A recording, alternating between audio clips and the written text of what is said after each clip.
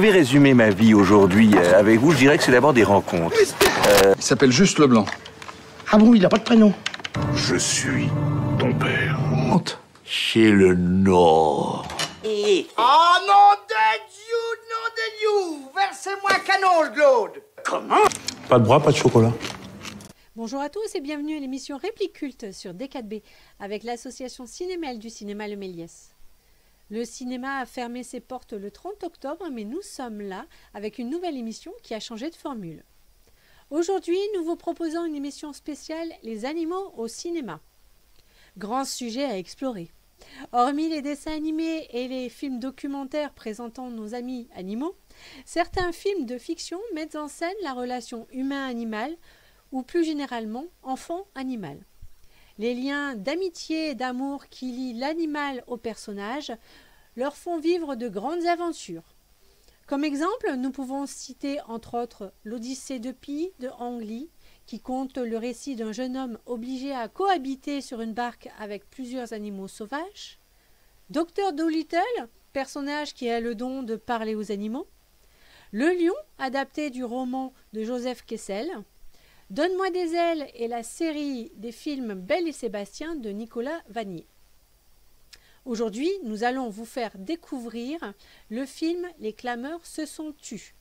Sorti en 1956, il est réalisé par Irving Rapper avec Michel Ray.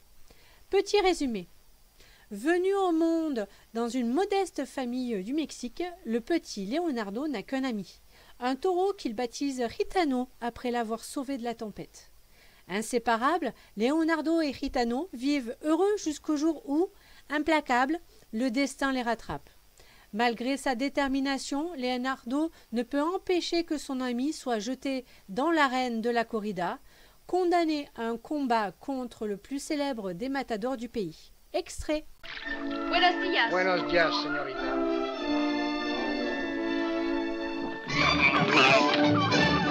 Gitano, holle! Holle, gitano, holle! Holle, gitano, holle!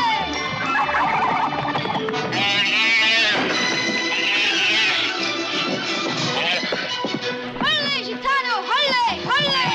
Ya. Toro!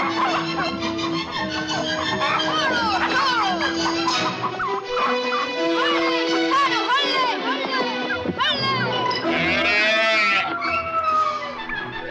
Ha! Ha! Toro! Holle, gitano! Toro! Toro! Ha!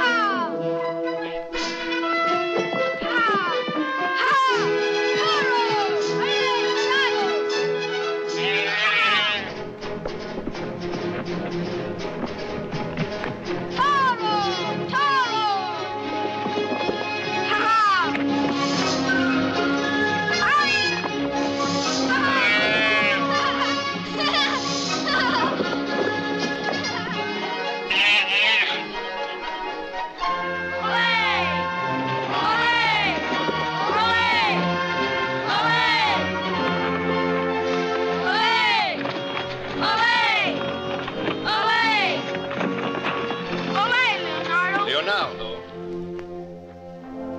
qu'est-ce que tu fais là? Je suis en train de jouer avec Gitane. Jouer, tu étais en train de le travailler à la cape. Mais pourquoi c'est mal? Tu devrais le savoir pourtant. Aucun animal ne retient aussi vite qu'un taureau de combat. Il ne faut jamais le travailler à la cape. Il apprendrait où est la cape et où se trouve le matador avant même d'être entré dans une arène. Et quand viendra le jour de combattre dans l'arène, il ne serait pas le taureau franc à qui charge bien droit que l'on compte trouver. Il deviendrait un assassin. Tu vois, ce n'est pas un jeu. C'est contraire à la loi. Oh, je ne veux pas que Gitano aille dans l'arène. Dis qu'on ne l'enverra pas dans l'arène. À l'heure actuelle, non, Leonardo.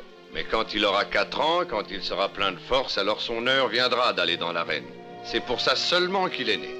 C'est son but dans la vie, combattre. Mais c'est pas pour ça que je l'ai ramené à la maison. C'était un tout petit bébé. Il n'était pas plus grand que ça. Allons, Leonardo, ne te fais pas de soucis. Tu feras comme Gitano, tu changeras en grandissant. Tu verras. À table! Va te laver les mains.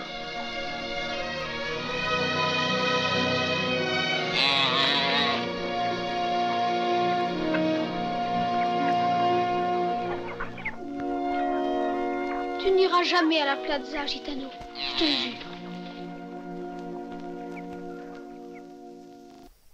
Avec le scénario original et le magnifique jeu d'acteur du jeune Michel Ray, cette histoire bouleversante nous entraîne dans un mélodrame.